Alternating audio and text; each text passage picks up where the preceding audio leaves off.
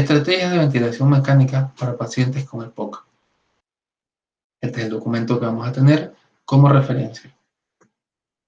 De los puntos importantes que tenemos, podemos resumir que la mayoría de los pacientes que están en la unidad de cuidados intensivos pasan un gran tiempo en el departamento de emergencia, pero solamente a la mitad de estos pacientes se le va a dar una ventilación mecánica protectora. Solamente se realiza, en lugar de esto, una ventilación con baja presión positiva final y gran fracción de oxígeno inspirado. Los objetivos comunes de la ventilación mecánica pueden resumirse en tres: lograr una adecuada sincronía del ventilador con el paciente, reducir las lesiones iatrogénicas y apoyar el intercambio de gases. La sincronía del ventilador del paciente se debe establecer como principal objetivo, es lo primero que se debe lograr. Lo que tú quieres lograr con esto es evitar las lesiones pulmonares. Para esto se va a requerir una sedación profunda del paciente e incluso un bloqueo neuromuscular.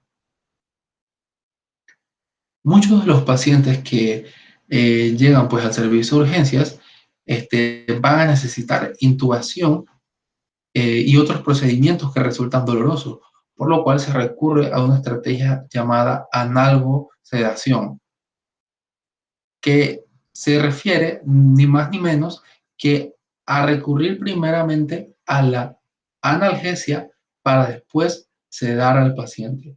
Para esto se utilizan medicamentos como el propofol y el fentanilo, que son los que principalmente se utilizan debido a que son medicamentos neutros, de acción rápida y que pueden ser fácilmente titulables. La dexmedetomidina también se utiliza, pero su efecto sedante es menor. El midazolam se asocia mayormente con delirio. El fentanilo es el que se utiliza principalmente para la sedación post-intubación. Recordando entonces que estos medicamentos se utilizan porque alivian el dolor, analgesia y después sedan al paciente, que es la manera en la que vamos a lograr la sincronía entre el ventilador y el paciente. Como segundo objetivo, tenemos que vamos a buscar reducir la lesión iatrogénica, porque hay dos principales complicaciones: la neumonía asociada al ventilador y la lesión mecánica. Para la neumonía asociada al ventilador, simplemente se eleva la cabecera del paciente a 30 grados y se coloca una sonda orogástrica. En la lesión mecánica se tienen dos tipos de lesiones: la lesión por volumen o volutrauma y la lesión por presión o barotrauma. Las soluciones para estas pues se ha determinado que son la configuración adecuada del ventilador, la sincronía del paciente con el ventilador y que se reevalúe pues la frecuencia respiratoria. El siguiente objetivo de la ventilación mecánica es apoyar el intercambio de gases, respetando la fisiopatología subyacente. Los objetivos principales son reducir el trabajo de la respiración, es decir, apoyar al paciente con EPOC para que esa respiración no sea tan costosa y se acerque un poco a la respiración fisiológica. Esto, pues, obviamente se quiere realizar para mantener un adecuado pH sanguíneo. También se quiere limitar la presión expiratoria final autopositiva. Bien, de la ventilación mecánica podemos tener entonces estrategias no invasivas y estrategias invasivas. Dentro de las estrategias no invasivas tenemos dos: la ventilación por presión positiva no invasiva y la insuflación nasal de alto flujo. Estos procedimientos pueden realizarse cualquiera de los dos, pero el que realmente ha demostrado que tiene una significativa disminución en la tasa de intubación, así como también tiene la capacidad de reducir en gran medida la tasa de exacerbaciones, es la ventilación por presión positiva no invasiva. También reduce el trabajo de la respiración. También se debe mencionar que estas estrategias no invasivas, realizadas adecuadamente y a tiempo, van a reducir las tasas pues, de intubación, ambas. Pero, como aclaré, la que principalmente lo hace es la ventilación por presión positiva no invasiva. Bien, en cuanto a las estrategias invasivas de la EPOC, tenemos 4. Selección del modo del ventilador, frecuencia respiratoria, selección del volumen corriente y la monitorización de las formas de onda y presiones de las vías respiratorias. En la selección del modo de ventilador vamos a tener el modo de presión y el modo de volumen. En el modo de presión se establece en el ventilador una presión X y el flujo inspiratorio se va a producir, es decir, la válvula de inspiración va a permitir el flujo de aire hasta alcanzar la presión deseada.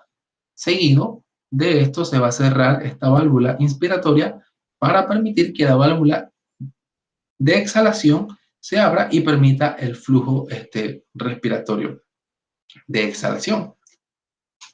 En el modo de volumen pasa lo mismo, solo que en esta se va a utilizar un volumen dado en lugar de la presión. En la frecuencia respiratoria se debe de tener en cuenta que el principal objetivo al monitorizar esto es que se quiere evitar la hiperinsuflación del paciente. ¿Y cómo se va a lograr esto? Con el inicio de una ventilación con frecuencias respiratorias bajas, frecuencias respiratorias aproximadamente de 6 a 10 respiraciones por minuto. Pero ¿qué pasa? Que al realizar esto se va a llevar a cabo una hipoventilación. Esta hipoventilación va a provocar una acidosis respiratoria.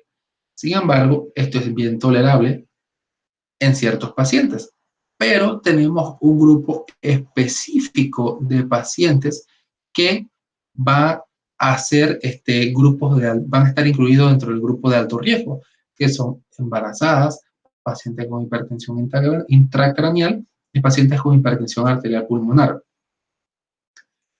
Estos pacientes deben tenerse en alta vigilancia debido a que una frecuencia respiratoria inadecuada los pueda hacer caer en acidosis. Para esto se tienen otras opciones en las que se reduce el tiempo necesario para la inhalación, aumentando el flujo de aire, es decir, el volumen corriente, para que el volumen de aire aportado se dé en una menor cantidad de tiempo. El objetivo, pues, de ambos métodos es permitir que el paciente tenga un periodo de exhalación más largo. Bueno, esto que mencionamos antes aplica a este siguiente punto, que era la selección del volumen corriente, y pues podemos decir entonces que ambos están relacionados. Y que lo más importante de la selección del volumen corriente, que los volúmenes de flujo protectores para el pulmón son de 6 a 8 mililitros por kilogramo de peso corporal. Bien, en la monitorización de las formas de onda y presiones de la vía respiratoria, vamos a iniciar con la interpretación pues, de las formas de onda. Estas formas de onda lo que realmente nos ayuda es evaluar la exhalación del paciente, es decir, su adecuada respiración. Cuando tenemos esta línea que corresponde al número 4, esta línea que corresponde al número 4, es la fase de exhalación. Cuando esta fase de exhalación llega a la línea basal, antes de que la fase de inspiración se dé, esta línea que corresponde pues al número 1, antes que esta fase de inspiración se dé, el paciente ha exhalado correctamente. Pero si esta fase de expiración, de exhalación, llega a estar por debajo de la línea basal y se da inicio a la inspiración, quiere decir que el paciente no ha podido exhalar correctamente. Para evitar esto es que se toma como medida iniciar la ventilación mecánica con una baja frecuencia para que el paciente tenga un mayor periodo de exhalación y permitir así que esta fase de exhalación pueda llegar a la línea basal y se dé lo más cercano a esta respiración, es decir, que se acerque más a lo fisiológico. Ahora, recordando que hablamos de los modos este, del ventilador, el de presión y el de volumen, hay dos cosas que debemos tener en cuenta. En cuanto al de presión, debemos evaluar que dos presiones, la presión máxima y la presión de meseta. Cuando hablamos de la presión de meseta, nos referimos únicamente a a la presión necesaria, disculpen, para poder vencer la resistencia elástica normal del pulmón y de la caja torácica. Presión de meseta.